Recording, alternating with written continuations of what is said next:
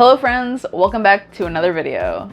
Today's episode is totally different, unprecedented from what I've done here on this channel before, so buckle up for a fun video. We're gonna have to laugh at ourselves and really just laugh at me here. So today is going to be cruise cooking in my kitchen. We have a recipe here and we are about to make Carnival Cruise Line's warm chocolate melting cake.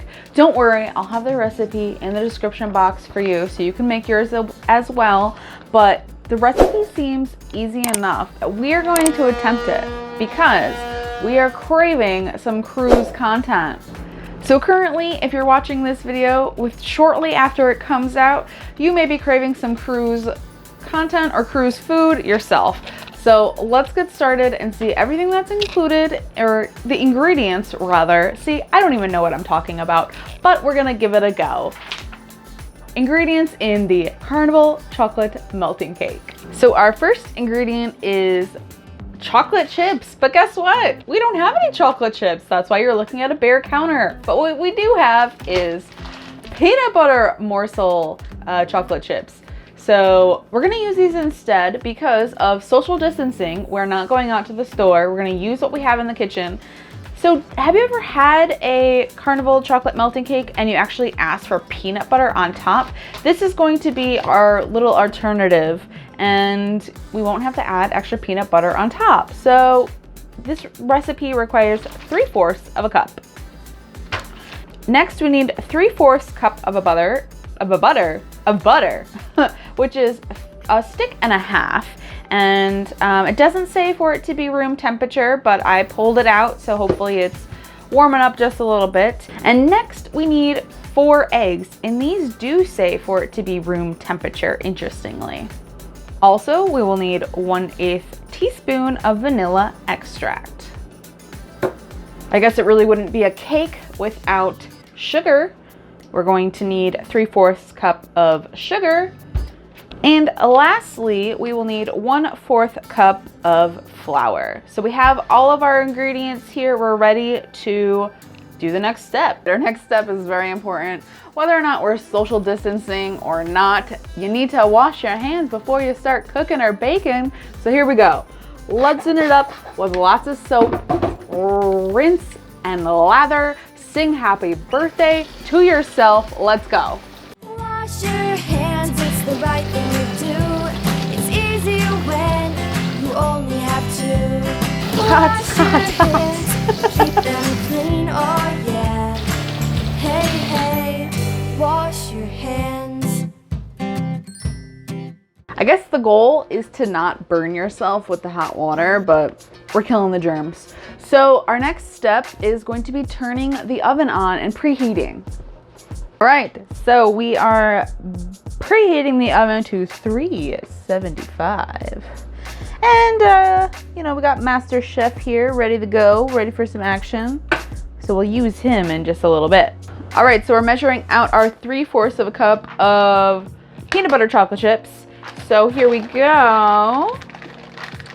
1, 2, 3. And our stick and a half of butter. And it's gotten a bit moist. Oh yeah, look at that. Ooh, melting in my hands here. All right, so now we are to melt all of this ooey goodness. So once it's all melted, apparently we have to let it cool for 10 minutes. So we'll get this all melted here. And then after we melt it, that's when we add in the other ingredients. So stir it all up, try and get this to melt. Yes, I turned the right burner on, so we are, oh, it's smoking. You know what? We're gonna use a different burner. I think this one's dirty. So like I said, I'm no professional. So we're gonna try this other burner here, melting all the goods. It's already starting to melt. So we'll let that stir up here and get going. And as that starts to warm up, we'll measure out the other ingredients that we have to pour in here. So we need to add in 3/4 cups of sugar into a separate bowl. So 1/4, 2, 1/2, and 3/4, and then our 4 eggs at room temperature. So we'll crack these bad boys. Make sure not to get any shells in there. I turned down the butter and chocolate too, just because I didn't want it to burn as I'm doing this. So we're gonna whisk up the flour in here, add this as well, and double check that we aren't burning our mixture over here. So letting it just mix up well and that it's not burning. So we'll mix up in the flour. Whisk, whisk, whisk.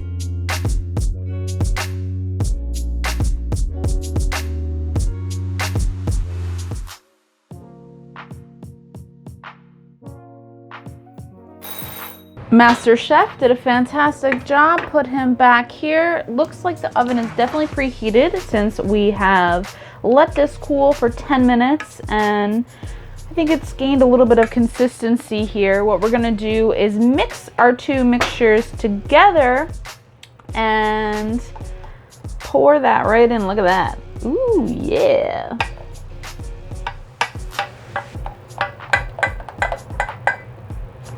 This is the peanut butter morsels, the flour, the sugar. Mix it all together here.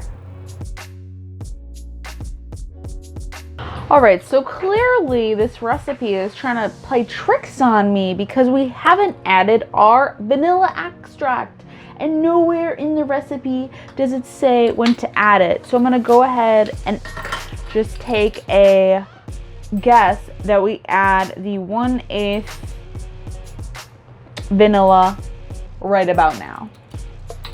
Stir up that bad boy with the vanilla, get her going. Smells really good.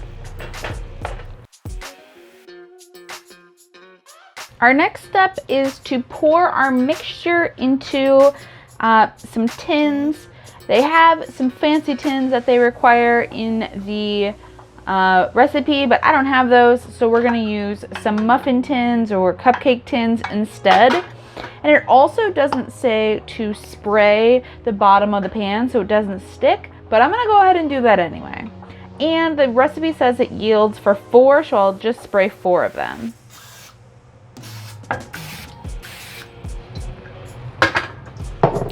And we'll pour this in, and it should fill the little cup about 3/4 of a cup if you use the required or necessary bowl, but since I don't have that, we won't know how.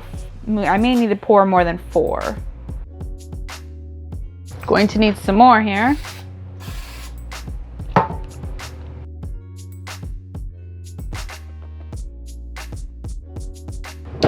And if you didn't know, you can add water to the empty ones so that it doesn't burn your tin. So I'm just gonna add some water here. And now we're ready to put these in the oven. So they're gonna bake at 375 for 14 minutes.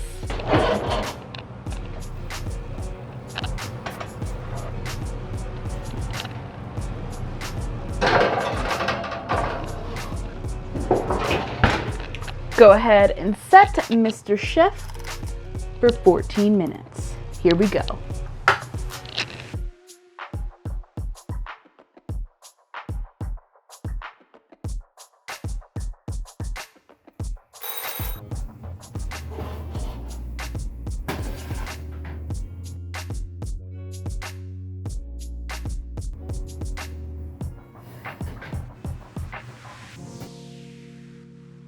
All right, so we just pulled these bad boys right out of the oven here. I used a toothpick and did the toothpick test to double check that the insides are still kind of gooey. Some are more gooey than others, so I thought, you know what, let's go ahead and take them out of the oven. My oven gets really hot. I feel like it's hotter than others for the same temperature. So go ahead and pulled it out. Our water is still in there, hadn't evaporated all together. So we're good to go in that regard. We'll go ahead and turn our oven off, and then we'll let them cool, and then we can eat them with some ice cream or Cool Whip and enjoy, and we'll do a taste test.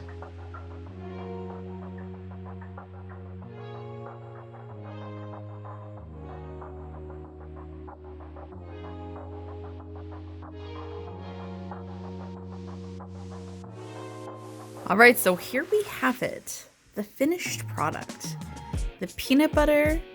And although this may look like ice cream, it actually isn't. It's Cool Whip, the kind that comes in a tub. So didn't have ice cream. So again, social distancing. We're working with the ingredients we have. So we'll dive in and have a bite and see. Ooh, look at that inside. Gooey on the inside, harder on the outside. Bon appetit. Well, clearly I hated that. It's very good. Gooey on the inside, warm, delicious.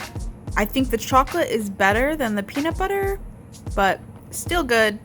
Hit the spot for a nice snack.